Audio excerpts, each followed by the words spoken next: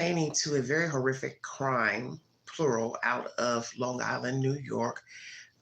Victims have been mentioned, identified, and we're going to chop this information up. Literally, Malcolm Brown is an African American male who is a victim in this crime, and he is the cousin to one of the suspects. And we're going to play this content, and then I'm going to read you an article to let you know who this victim and the other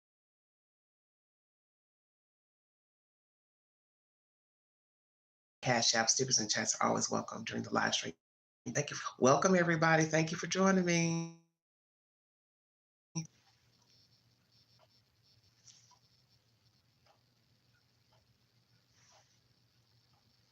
See, I'm freezing. Some crazy reason. A family is grieving after one member's body parts were found scattered around Long Island, New York, and another member is charged in connection with the crime. Nobody deserves murder like this, and his cousin has something to do with it. Corrine Bullock spoke to WCBS outside court after 4 defendants were arraigned in the case. She says her brother, Malcolm Craig Brown, was one of the victims, although reports say he has not been definitively identified by the medical examiner. She also says their cousin, Stephen Brown, is one of the suspects charged with tampering with evidence, hindering prosecution, and concealment of a human corpse. I thought they were running buddies. I thought they were close. This is such a heinous crime. You know, again, our mothers, our families, everybody's up in arms over this. All defendants have pleaded not guilty to the charges against them. That would be nice. Actually, they claim my client did what part, if any, that he took. All of the defendants were released from custody and are ordered to wear ankle monitors. They're due back in court next week. For Inside Edition Digital, I'm Mara Montalbano. All right, everybody, brief intermission. Give me 1 second so we can get down to business pertaining to this horrible crime in New York.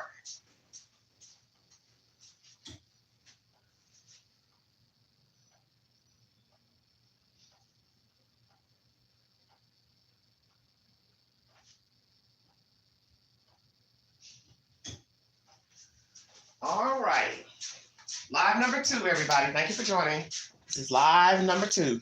Check out the last live, 3-part live. Wendy Williams, Riley Strain, missing out of Nashville, Tennessee from Missouri, and Scott Peterson. Also, a new update pertaining to Brian Korberger. The Supreme Court has denied his request for dismissal of the murder charge against the Idaho 4. Thank you for joining me.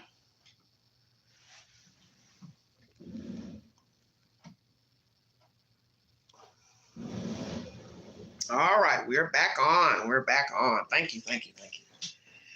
Low HUD is the source of this information. Victims ID'd as Yonkers couple in Suffolk County dismemberment case as new details emerge. And sorry I didn't put this other young lady in the title. 3 of the 4 people charged in the dismemberment of a couple in Suffolk County and the victims themselves all had ties to Westchester County, but details of the killing, a motive for it, and how the 6 ended up together in a home in Amityville late last month remain a mystery. Suffolk police on Monday identified the female victim as 59-year-old Donna Connelly, and a sister and brother of the male victim said he was Malcolm Craig Brown, 53-year-old Yonkers native and cousin of one of the defendants, Stephen Brown. According to their Facebook accounts, Malcolm Brown, known to friends as Craig, and Connelly were in a relationship for at least the past 7 years. Their last known permanent address was in a Warburton Avenue apartment, but the landlord said Tuesday they had not lived there for 4 years. So let's ask that question. Where were the 2 living at the time of death? Were they living in that said house with those suspects? On one of Brown's several accounts, he was Facebook friends with two of the defendants, Jeffrey Mackey, 38, a White Plains native, and Alexis Neves, 33. Now, remember, Alexis Neves, she's the younger of the group, she was deemed homeless. So I was curious to why they threw that in there in the articles a week ago or so. But anyway, she's the one that's deemed homeless, and she also is the younger of the people in this debacle. Now, Alexis Neves, 33, is from Valhalla. According to Neves' Facebook page, she had two children with Mackey, 38, from White Plains. Authorities said they believe Mackey, Stephen Brown, 44, and Amanda Wallace, 40, had recently moved into a home at 25 Railroad Avenue in Amityville. It was there, police said, where the defendants allegedly dismembered the bodies with meat cleavers and other sharp objects in order to conceal the crime of second-degree murder. Although nobody has been charged in the killings, and an official cause of death has not been revealed of either victim. Neves was listed as homeless in court documents, but authorities have said she may have been staying at the home.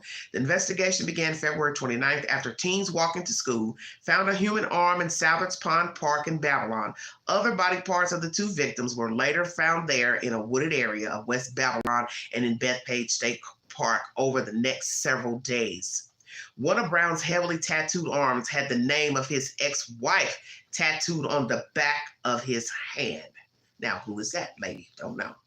The defendants were arrested March 4th. They are charged with first-degree hindering prosecution, evidence tampering, and concealment of a corpse, but were released only with ankle monitors last week because none of the charges are bail eligible as a result of bail reform laws passed in recent years. Stephen Brown and Wallace were back in court Monday in Central Islip, where Malcolm Brown's sister and brother, Corrine Bullock and Charles Williams, showed up looking for answers about why the couple was killed and how their cousin could be involved.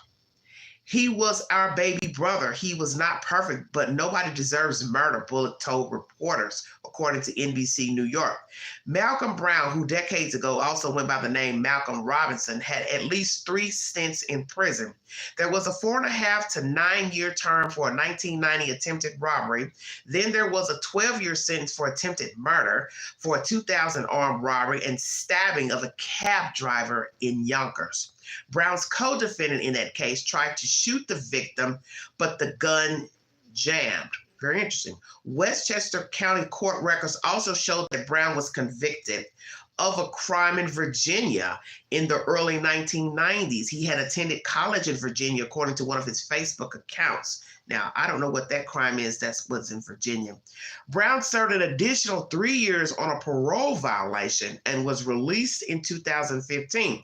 Within 2 years, he was in a relationship with Connolly, who was formerly married and last lived for many years in northern Westchester. So who was the husband? She was, they don't say that it was this other Brown person, Stephen.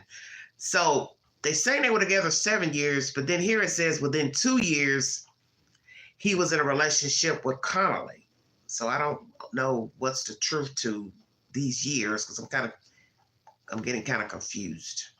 Let's look at the victim's past one more time.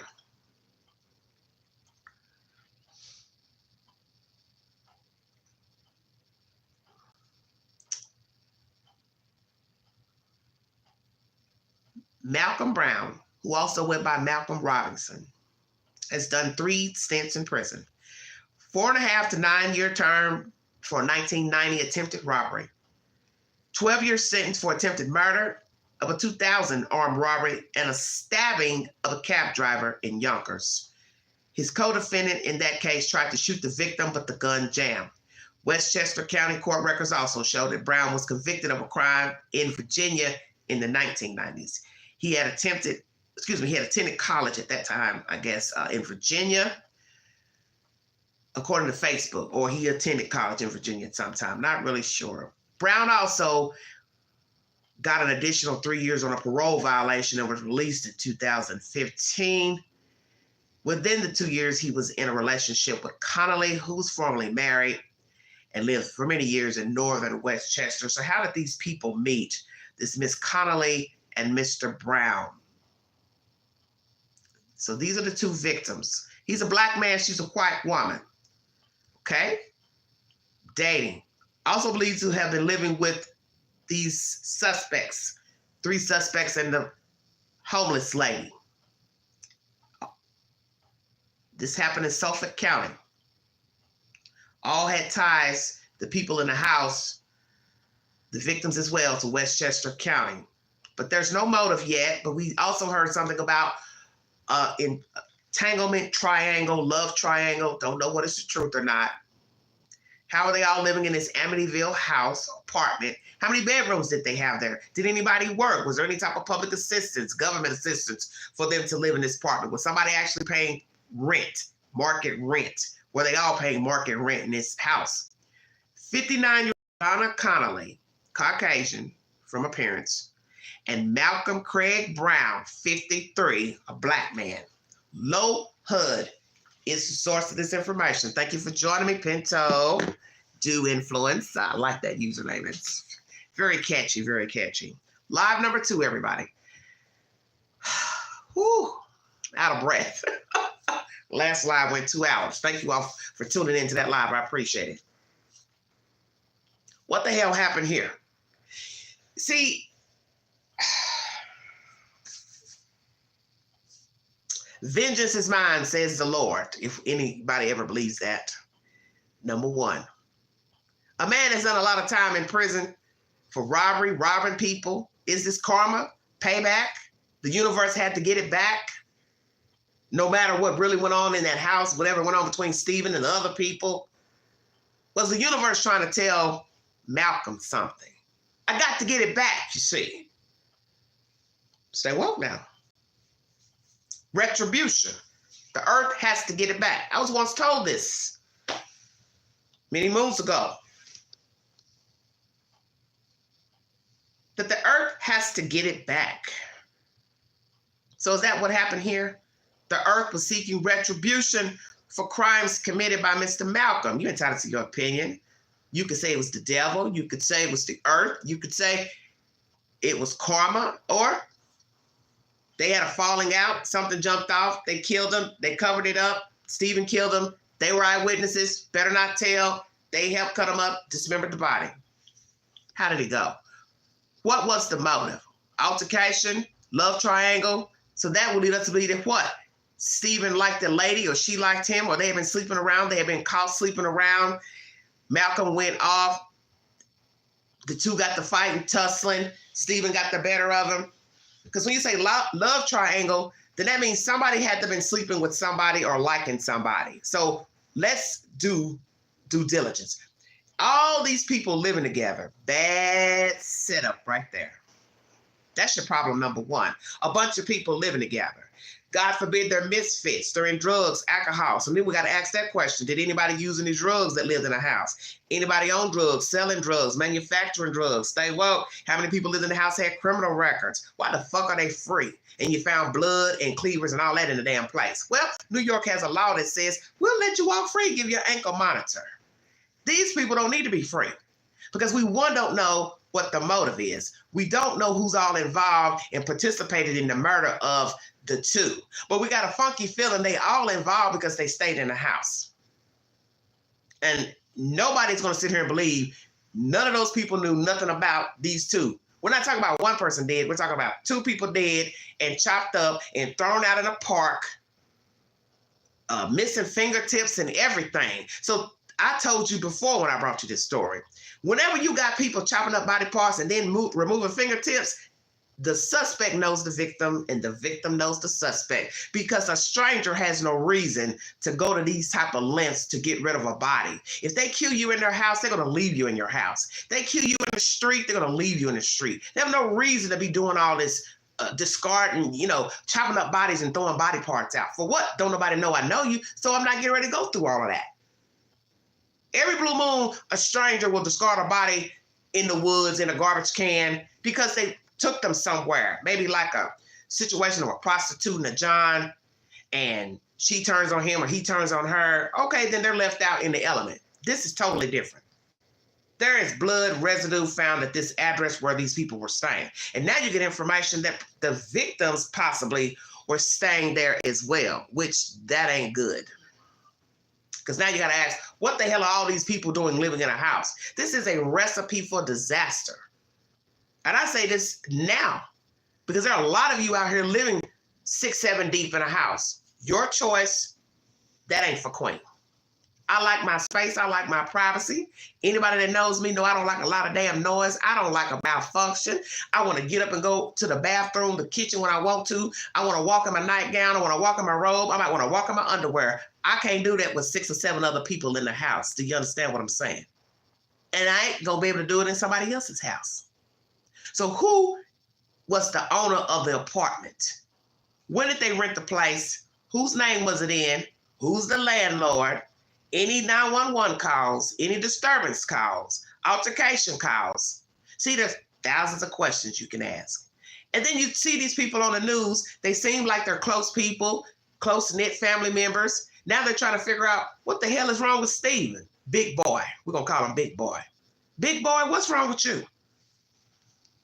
Let me tilt my hat. Big Boy, what the hell's wrong with you to kill your own damn cousin? I'll wait. So somebody was slumbering with somebody or somebody liked somebody. So it's going to go either this way. We got people that were swinging together. We got Steven liking the white woman, or he's messed with the white woman. Or the white woman liked him, or Malcolm was sleeping with one of the other women in the house. Or Malcolm liked Steven's something, somewhere. But somebody was zooming somebody at that address. And in the end, it wasn't worth murder. Because however it unfolded, who liking who, sleeping with whom, everybody should have had a nice little chit chat, and somebody should have removed themselves from the equation. And that is your best bet. So you don't end up a New York, Long Island story and YouTube video. Walk away. It ain't working out. They don't want you. They don't call you. Walk away. Remove yourself. Because what did I just say? There were too many people living in the place in the first place. First, we have 4 people. One, including the homeless lady. She's the youngest of the bunch. Then you got now information that possibly these 2 were living there, because you now hear that there was an address where they were staying in Yonkers that they hadn't been there for 4 years. And I brought you content about that a week ago, that it was not known when they last lived at that last address, which is what you're hearing here now, 4 years ago. How did all these people end up in the same home? How many bedrooms were there? Were people sleeping on the floor, sleeping on the couch? Because it doesn't look like a very big place. Looks like a house that might be split in 2. So I'm trying to figure out how many bedrooms did this place have?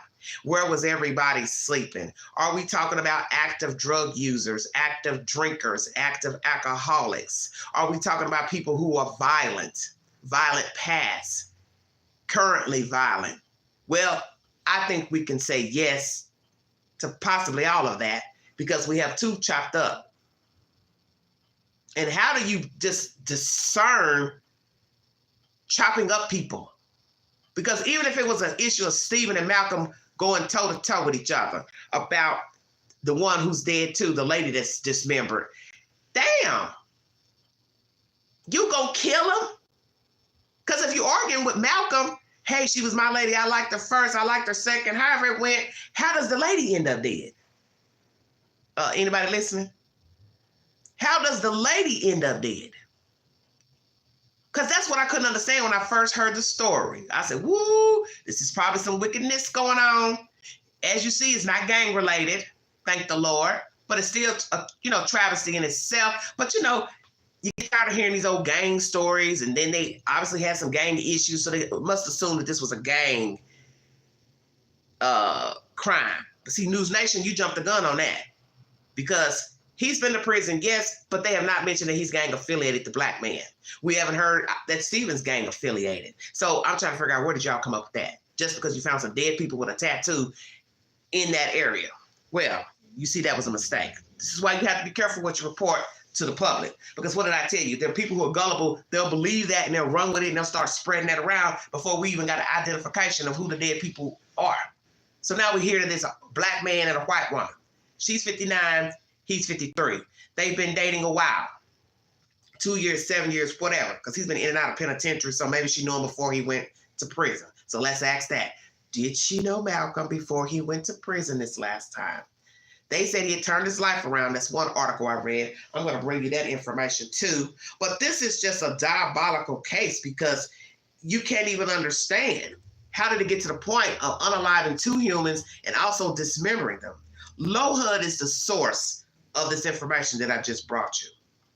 Once again, let's repeat Malcolm's criminal record for those who are curious to this debacle.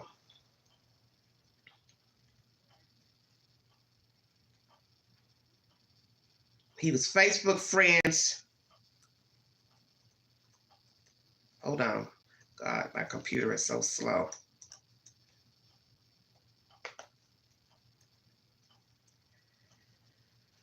Okay.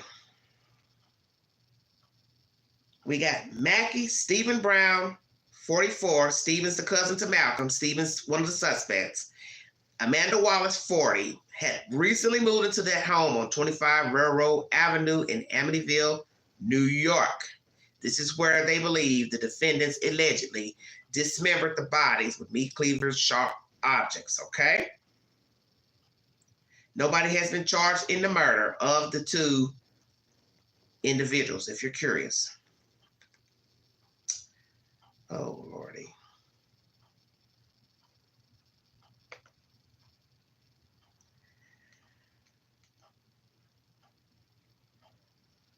They all have ties to Westchester County. No motive or how all six ended up in this home living together. 59-year-old Donna Connolly is the female victim, and Malcolm Craig Brown, he's a black man. He's from Yonkers. He's a Yonkers native. He is the cousin to one of the suspects, which is Stephen Brown. That's the heavier set guy. According to their Facebook accounts, Malcolm is known to the friends to be friends with Craig and Connolly.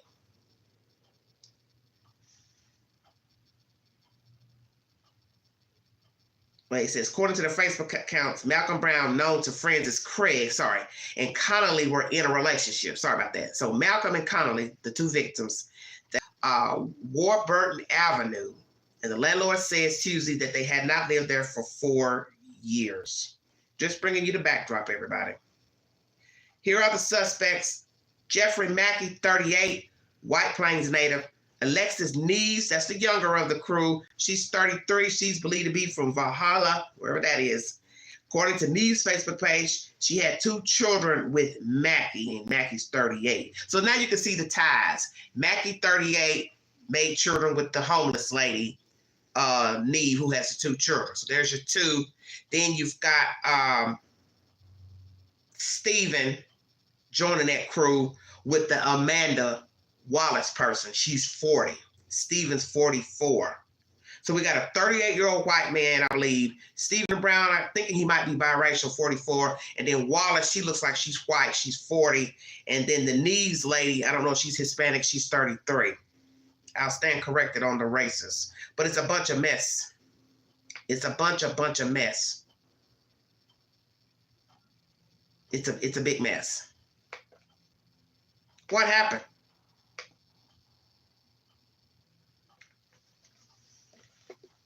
Pinto said hoodlums. Because you got to ask yourself the obvious question. Are we talking about drug users, people on drugs, people, with a distorted mindset, schizophrenia, bipolar, violent history? We already know that Malcolm's violent because he likes to do armed robberies. He's done that most of his life, and that's what he's gone to prison for and parole violations. So I don't know what these other people have done, the Neves girl, the 40-year-old Amanda, and then the Mackey person. I don't know what they've done and what their criminal background is. But what's crazy is you got the armed robber who allegedly has turned around his life. He's now dead alongside the 59-year-old white woman. because that's the information I'm going to bring you now from relatives saying he turned his life around. He was doing good, but allegedly he ain't doing too good because he's now deceased. So what the hell happened in that house? Going to look up this other article. New York Daily News.com is the source. Thank you all so much for joining me. Pinto said hoodlums. Lord have mercy, I can't. This is New York News, everybody. Long Island body parts slave victim is ex-con and suspect's cousin, says the family. One of the victims in a pair of brutal Long Island slangs that left body parts strewn throughout Suffolk County is an ex-con who spent time upstate for attempted murder, but had recently turned his life around. Here, they said I can listen to the article. Good, that'll keep me from talking. Let somebody else read it.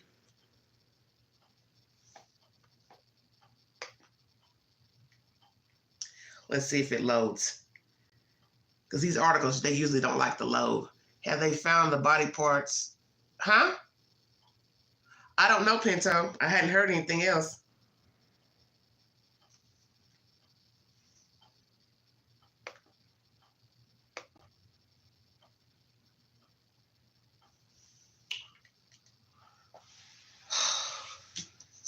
Look, hopefully nobody else pops up cut up. How about that? Because these are some busy bees. You got to be a sick MF to cut a person up and then cut up two people. You're talking about killing two people and cutting up two people. That's a lot of work. And I got a feeling those people who stayed in the house, they helped because they probably were eyewitnesses to the crime. This is bad. I don't hear this.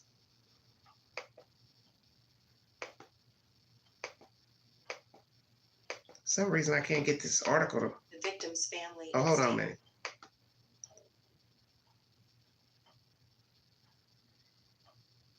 Whose dismembered bodies were discovered strewn throughout parks in Babylon and Bethpage.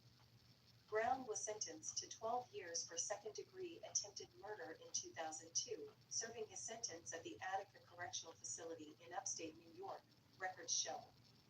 The victim's sister said that her brother spent 2 decades of his life behind bars, but had been doing well prior to his grisly murder. He was incarcerated for approximately 20 years, Kareem Bullock told the Daily News. He came out and got his life together. An in-law of Malcolm Brown said the victim was enjoying his longest stretch of freedom since he was first incarcerated before police recovered his dismembered body. He rarely spent time out, said Andre Brown, who's married to a cousin of Malcolm Brown, told the news. I think this time period before he got killed was pretty much the longest time he's been out of jail. Andre Brown joined his wife for family gatherings in Pennsylvania, where he said Malcolm Brown seemed to relish his life on the outside. I met him a couple of times. He was a really happy guy, said Andre Brown. Happy to be around. He showed love every time he saw me. The youngest of 3 siblings, Malcolm Brown enjoyed cooking and illustration, according to his sister, who praised him for his generosity. He wasn't rich, but he would give you the shirt off his back, Bullock said in a statement. Malcolm Brown's cousin, 44-year-old Stephen Brown, is one of the 4 suspects arrested for first-degree hindering prosecution, tampering with physical evidence, and concealment of a human corpse. Nobody deserves murder like this, and his cousin had something to do with it, the victim's sister, Kareem Bullock, told reporters on Monday. Malcolm Brown's brother demanded their cousin cooperate with police, saying the victim's family is desperate for answers. We've lost a brother. Stephen Brown is our cousin. And our parents and his mom, my aunt, their home and their suffering, Charles Williams told reporters on Monday. He's got to tell his story so we can move on. The announcement followed Monday's update from the Suffolk County Police Department identifying 59-year-old Donna Keneally as the other victim in the grisly murder. Keneally and Brown identified each other as domestic partners on Facebook.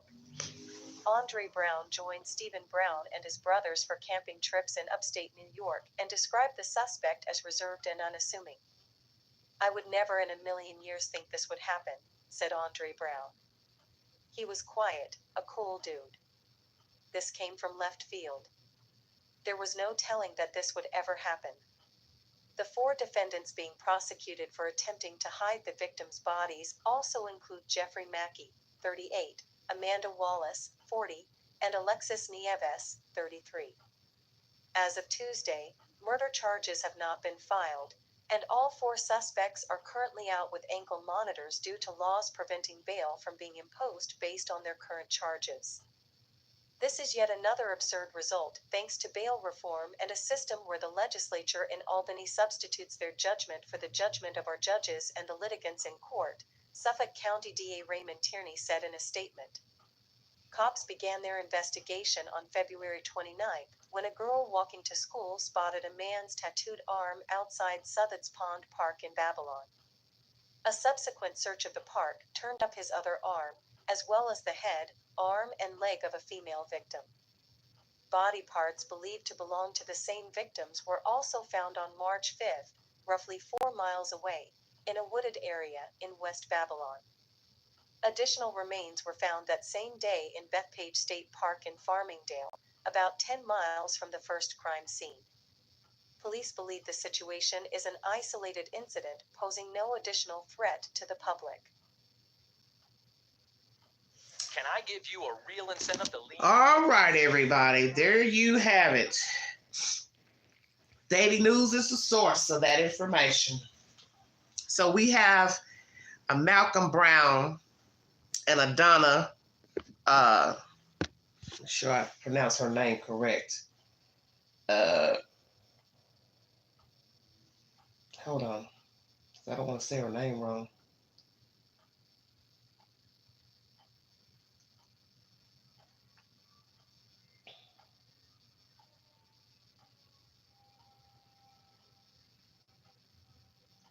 So he's been incarcerated for 20 years. I don't know why they don't have her name here. What is the deal? It's very strange. Hold on, guys. Keneally is how they pronounced it.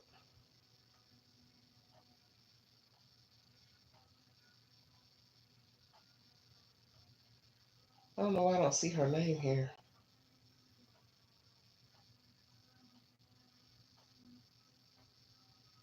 Donna Keneally. Okay, let's make sure. I just want to make sure I'm saying it correctly. Donna Keneally and Malcolm Craig Brown.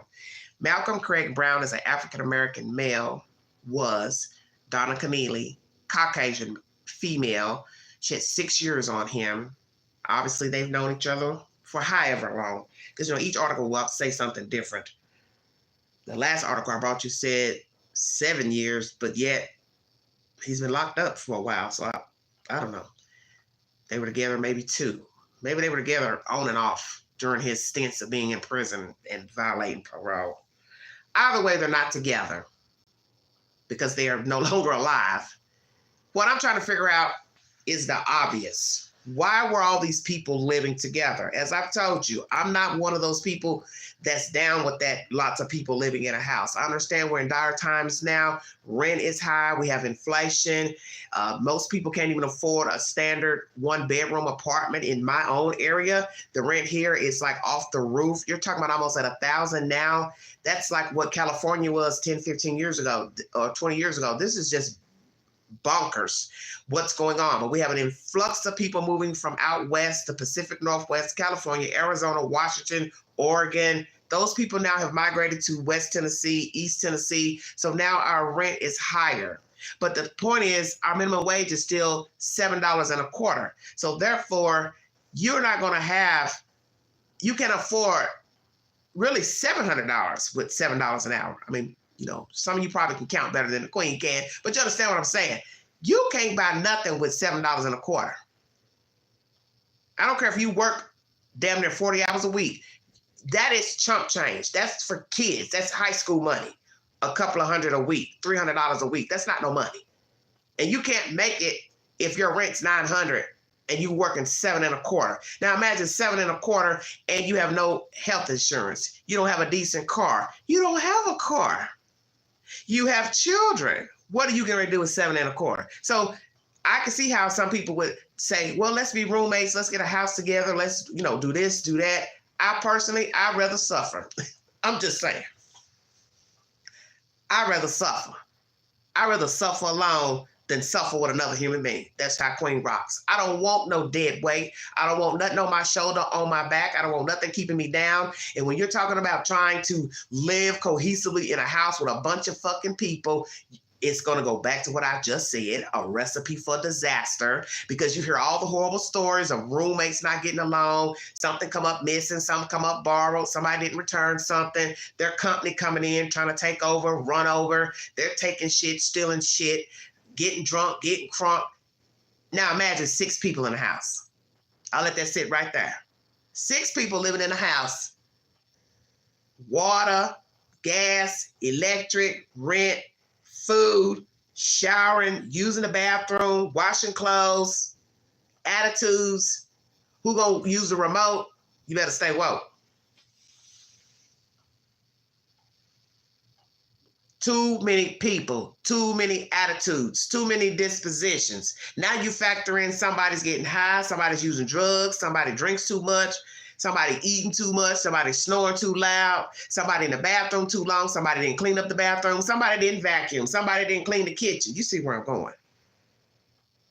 Hell no. And anybody know how I rock. I like a clean house. I like a clean space. I don't want to pick up after you. I don't want to pick up after myself. If I was to sit in this room I'm in now, or go out there in the living room and eat something and spill something, I'm looking at it like, oh, there I go. I got to sweep up something. I got to wipe up something. But that's what you do, because if you want to keep a tidy place, you don't want to end up having, roaches and his friends coming in, as my aunt used to call them, brown brothers. You don't want brown brothers in your house. Then you got to keep your house tidied up. You got to wipe up stuff. You got to wipe the tub down, keep the toilet clean. That's life. Were these clean people? I don't know. Drug addicts? I don't know. Alcoholics? I don't know. Swept, mop? I don't know. But something went amiss in that house. Somebody was pissed off at somebody, ×2. Because we're not talking about 2 dead people. A black man and a white woman. They are dead. And then they're chopped up. So it's bad enough you've murdered these 2 people for whatever reason. Why you got to chop the people up? I mean, come on, this is just crazy to me. But this goes back to what I keep saying. All these stories are on one thing, built on one thing. It's called trust. Lolo, you're so funny. It's called trust. You're banking that somebody has your back. You're banking that somebody's going to do right with you. So just like the story with Riley Strain missing out of Nashville, he's banking on having a good time. He banked on going out with his buddies, associates, and now he's missing. New York, 6 people living in a house, don't know the temperament of these people, what they really had going on, who liked whom, who got along with whom, but they're all there for some weird reason.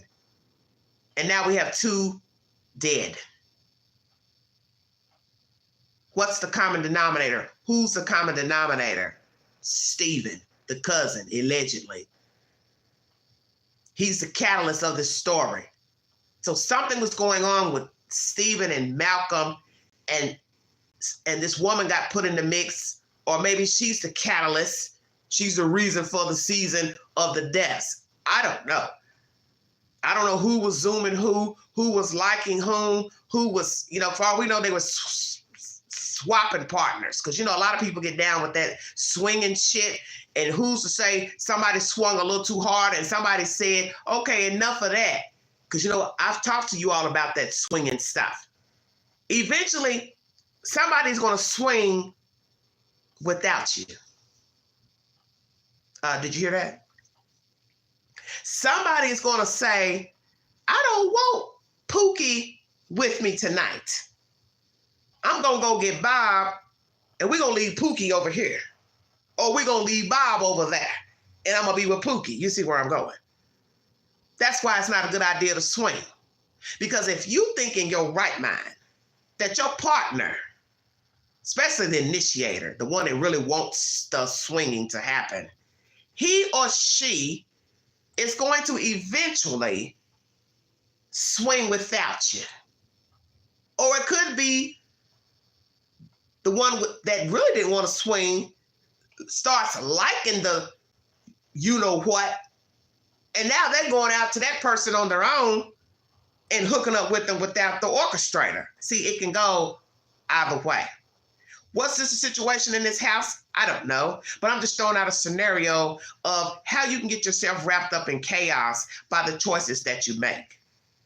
And I don't know how these people were living, but I'm thinking to myself, it wasn't good. Whatever was going on.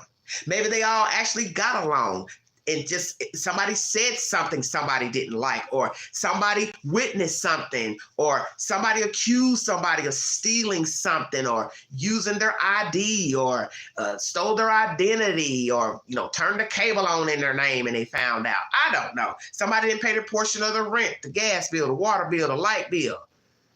Somebody smoking the crack rock didn't share it, or had a little bit of heroin, didn't share it. Everybody got the falling out. Give me the pipe. No, you give me the pipe. It's my turn. See, people have died for the craziest of things.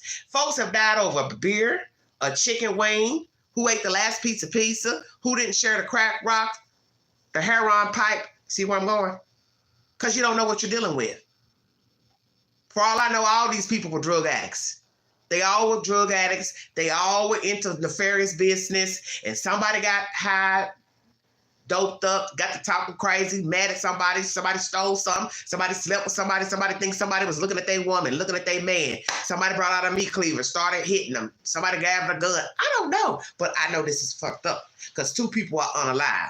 And no matter what they were into, whether it was legal or not, it should have never went down this road of two dead people and then being dismembered and thrown out into a park.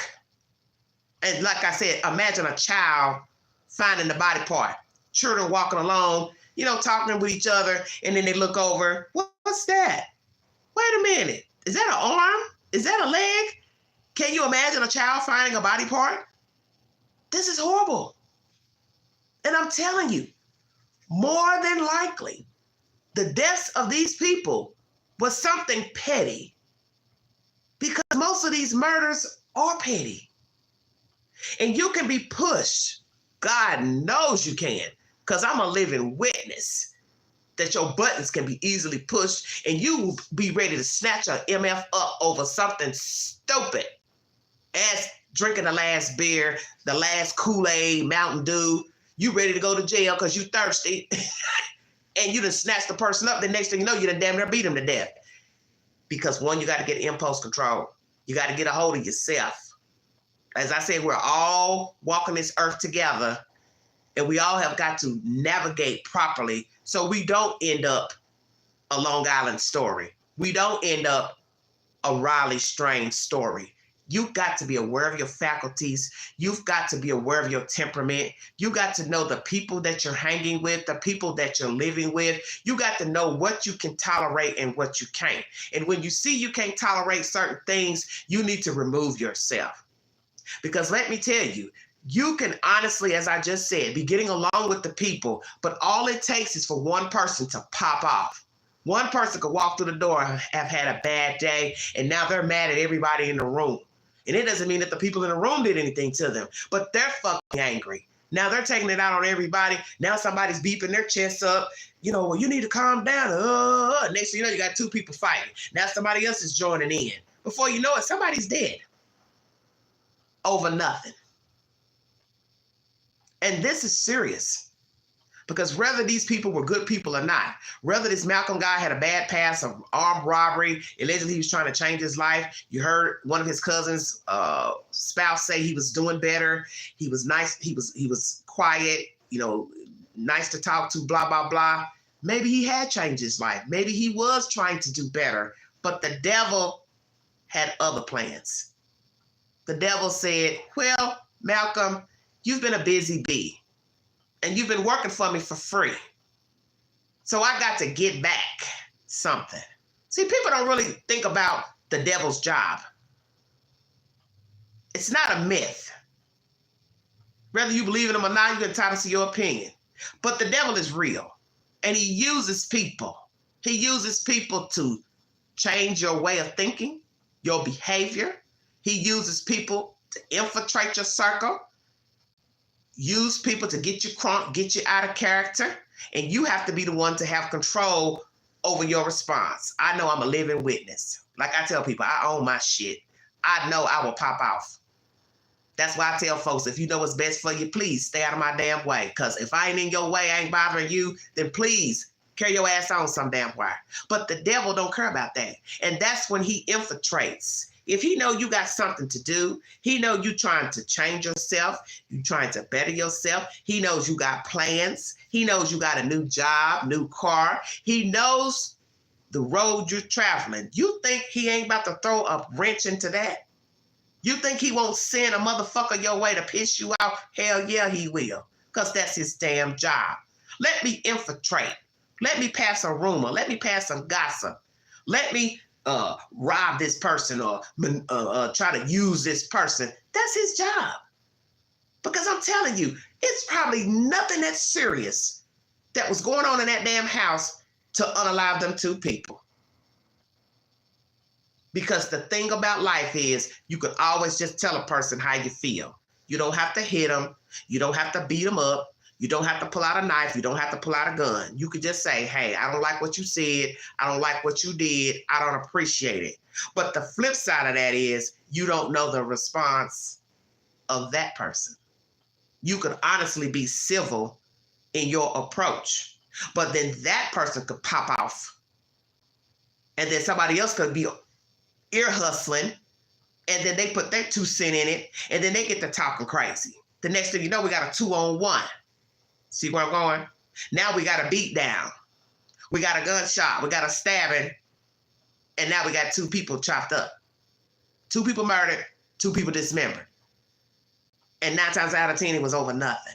Nothing serious, nothing life-threatening, nothing major.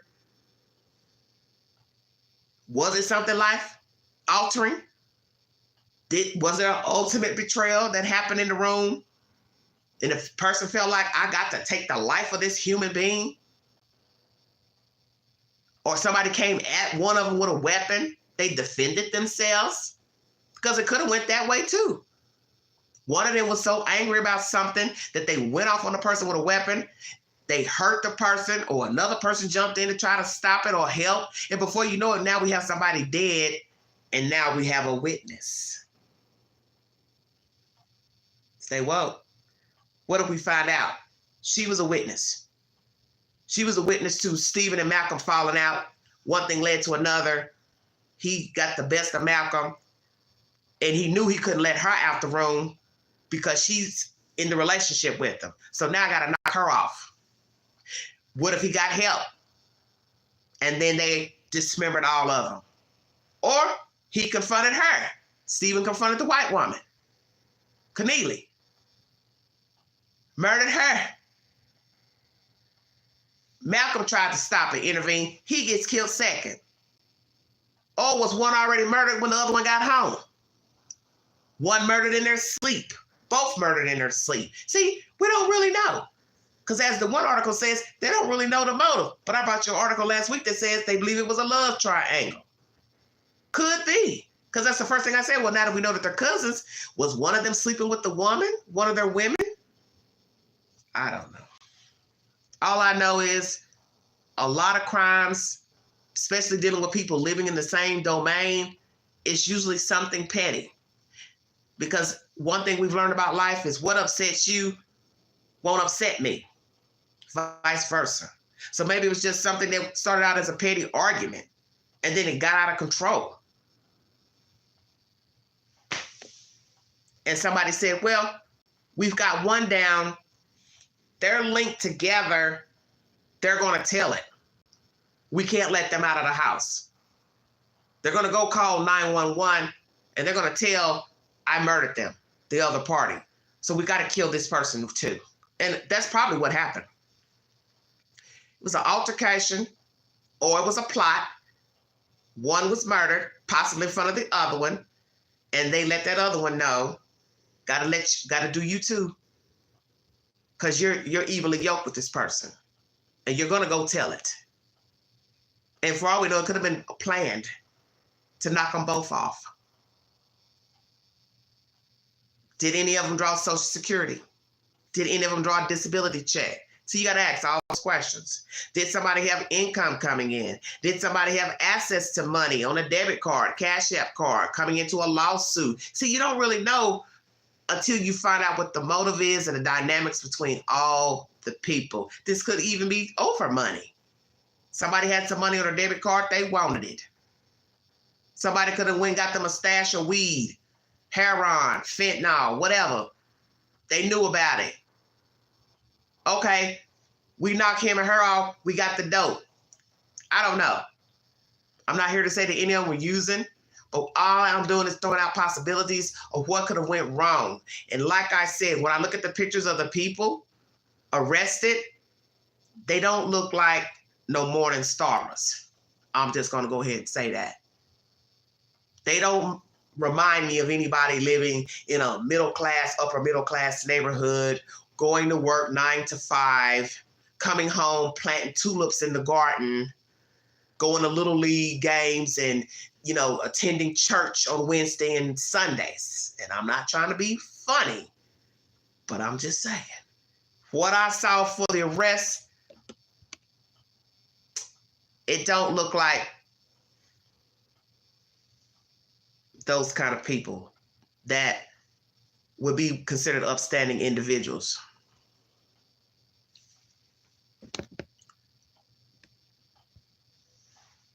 I'm going to end this live stream because I see the foolishness coming in and I don't have that kind of time. I'm already on live number 2, but I thank you all for your time. When I get an update pertaining to the motive for this double crime, double homicide, I will bring you before I check out of here, because I always like to dissect every possible scenario. Could this be an issue of 2 people overdosed? Because we do have a lot of people using narcotics. We have a fentanyl, heroin epidemic going on right now. Might as well say a pandemic. A lot of people are overdosing. And if you didn't know, and I've told you this before in live streams, in the state of Tennessee, where I currently live, if you are facilitating the drugs, you can be charged with murder, okay?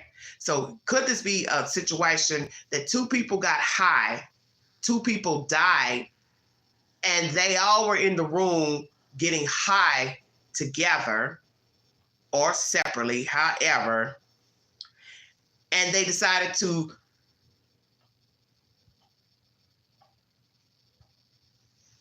dismember the people as not to be linked to them? Because remember, I told you, usually when people are dismembered, it's because the suspect and the victims, they know each other. As you see in this case, they all knew each other and allegedly all lived in the same home. Are we talking about a case of somebody overdosing, one or both? And let's say it was one, and they're all sitting around trying to figure out what to do. And maybe they said, hey, we can't call 911 because we'll be linked into the crime with her or him. But the other person, the other victim said, no, we can't do that. We got to call 911. We got to call the ambulance. Are you crazy? We can't just dump them out, blah, blah, blah. And then maybe a fight ensued because the other victim didn't want to go along with the plan of dumping the other body out. So then they killed that other person. So now we got 2 dead people. One could have actually been an accident. The other victim wanted to call 911, but the others didn't. And now they've killed the second person on purpose. And then dismembered both, discarded the body parts. So you don't know how it went. And the fact that I'm even having to chop up all these, throw out all these possibilities, it's horrible within itself. Thank you very much, 718. It's horrible to even sit here and try to dissect what possibly went horribly wrong in this home. Because that was the first thing I thought about when I heard that the 2 were from somewhere else. First thing I said was, well, in order to dismember a person, you've got to have some privacy to do that. So how did they end up at this location? Or how did they end up dismembered? And if they weren't living at the address where the police thought they were living, they still had to be somewhere to, one, end up dead, end up passed out, to be dismembered. We now hear, if true, they were all staying in this location in Amityville at this house with these 4 people who have been let go on ankle monitors. Something went terribly wrong in this location, and 2 people are no longer alive, and 2 people have been thrown out like trash in different parts. And by the grace of God, those body parts have been identified, because what would be worse is that they weren't found. And what did I tell you when I first brought you this story? What if this isn't gang related? What if this is somebody living in the community, walking by everybody, known by different people, and people will be shocked when they find out who did this? And as you hear, thank Blue, you now have relatives saying these people were close, they're shocked, they're stunned. They're speaking highly of the victim, Malcolm, even though he has a bad past, going to prison, but he was, to them, doing better. Haven't heard anybody speak about this lady yet, Miss Keneally. Hopefully somebody will come out and give us commentary about her and who she is. Does she have children, grandchildren, whomever? Did she work? Did she have a job? Once again, did any of these other people work, have a job? Was anybody doing something positive with their life? Why were all these people living together? It's a lot of questions with no damn answers. And maybe that guy had turned his life around. And then look what happened to him. A life of crime, penitentiary, parole, to only end up deceased and dismembered. That's bad. That's really bad. And I always tell myself when I hear these horrible stories, what was the person doing that day? What was the person thinking about that day? Did they even have a premonition that something bad was about to happen? And sometimes, we can get a premonition, especially when we're going about our day, we're having a good day, we're feeling good. As I just said, the devil, he can't wait to come by, throw something in there. Maybe he'll make you say something that's bothered you or whatever, and then a whole firestorm jumps off. That's his job. That's why you have to lean on prayer. And I know some of you may not be Christians, you may not believe in God, but I'm telling you, he's real. And there's days when you may feel like he's left you, he's abandoned you, but he hasn't. He does everything on his own time. And I don't know if these people knew Christ or not, but I know some probably didn't. Some probably didn't. Because there's no way if you believed in Jesus, you would have done that to 2 human beings. Because like I said, if there was an issue about money, rent money, bill money, whatever, all you had to do was ask the people to leave.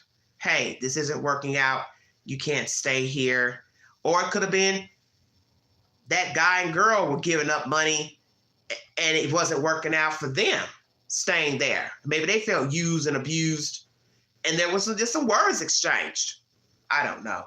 But I know 2 people are not alive. And to be murdered at 53, 59, let's say they were actually murdered, the hump of life. 50s. I'm 53, so I'm at the hump of life. I don't want to be fighting somebody off at 53 when I feel like, hey, I got some living to do. I haven't done anything to you. I'm not bothering you. What happened in that house?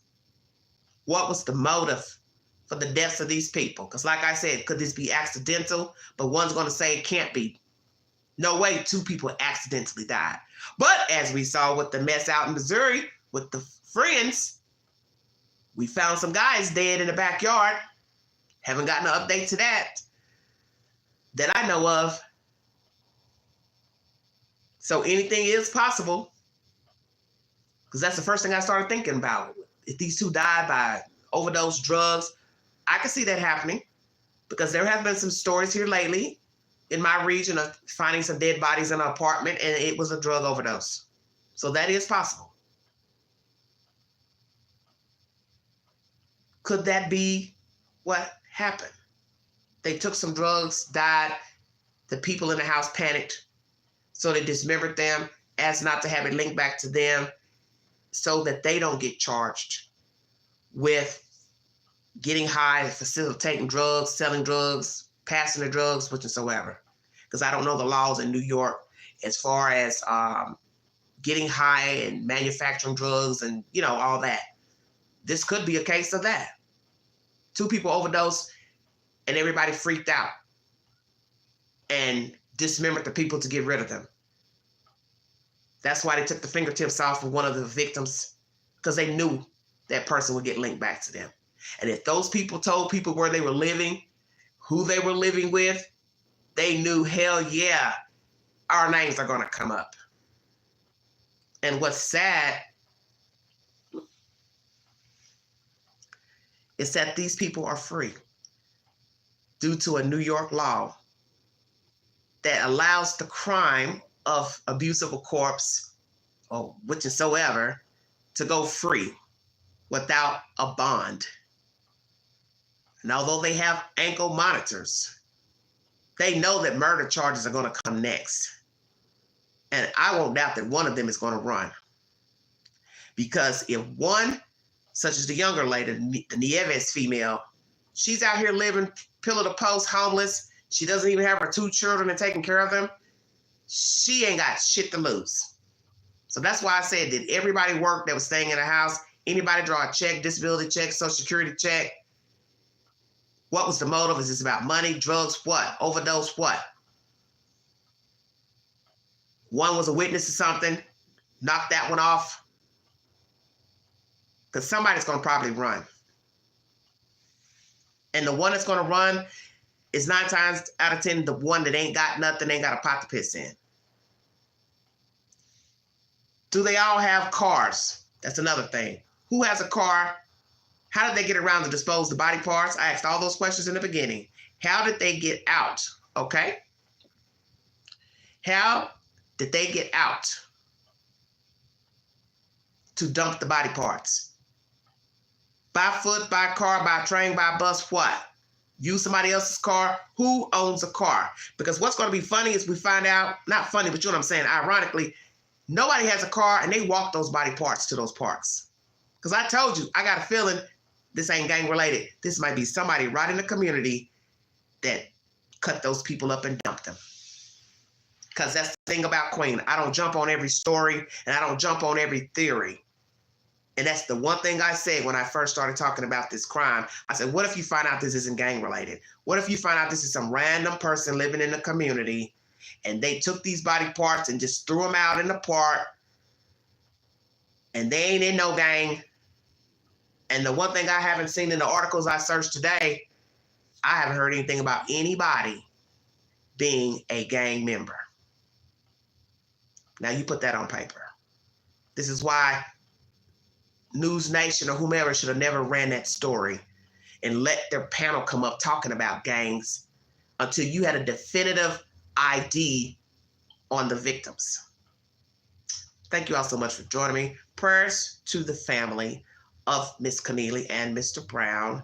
Prayers that we get information to tell us why they did this. Why 2 people are not alive and why did you dismember them? Who all participated in the dismemberment? And will we find out that 1 in the 4 has already turned state's evidence to say, I didn't participate, or I participated, but I did out of fear? And who is the ringleader? Is it Mr. Steven, the Mackey guy, the other girl, Wallace girl? The Nieves, she was homeless, so maybe she don't really, maybe she just went along with the flow because she was there. I don't know. Thank you all so much for joining me. If you'd like to donate to this great network, $McGanzy129 Cash App. Stickers and checks are always welcome during the live stream. God bless all of you. Prayers to the victims and their families. And I pray that whatever version is given, that somehow these people, the relatives, can come to grips with whatever is told, because it doesn't mean it's the truth. And you know this with true crime. People don't always tell the truth to why they unalived a person.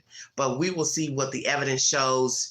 And if there is somebody who's going to tell the truth, that this was just a misunderstanding that went wrong, accidental death, cover up of one death, and had to kill the other person, we will see. But I believe somebody's going to turn on the others. Because they always say that Whoever talks first gets the plea. So has one of the suspects turned state's evidence on the other cohorts to tell what actually happened in that home? And where's the landlord? If they were renting, where's the landlord? And why hasn't he or she spoken about what the hell happened in that apartment house or whatever? Because I'm kind of stunned that the person who owns the property has not spoken publicly. Because I think most people are wanting to hear from that person. Have you had problems? Was the rent on time? What were the living conditions of the place? Anybody else complained on them? Any neighbors? Did the neighbors see anything suspicious? Find that interesting. Nobody's talking about the people in the house, what you saw, what you heard. Somebody knows something. Somebody knows something.